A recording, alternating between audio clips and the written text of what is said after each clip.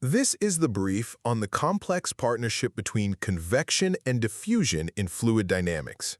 We're diving into how these two forces don't just move stuff around in a fluid, but actually define its shape and where it ultimately ends up. It's a real tag team effort. Okay, first, let's talk about what actually generates a convection current. You need a density difference, sure, but here's the key. A particle only reaches a stable speed when the downward pull of gravity is perfectly balanced by two other forces, the buoyant force pushing up and the drag from the fluid itself.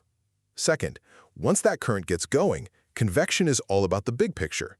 Think of it as the engine. It's what's responsible for the bulk displacement. You know, how far a pulse of mass actually travels down the line. And finally, you've got diffusion. While convection is moving the whole group along, diffusion is what controls its shape. It's what causes it to spread out. So, if you have high convection but low diffusion, that mass travels a long way while staying in a really sharp, concentrated peak. But with high diffusion, it just spreads out super fast, becoming this low, flat profile that you can barely even detect. So, understanding this division of labor, convection for distance, diffusion for spread, is absolutely crucial for predicting how anything mixes and moves in a fluid.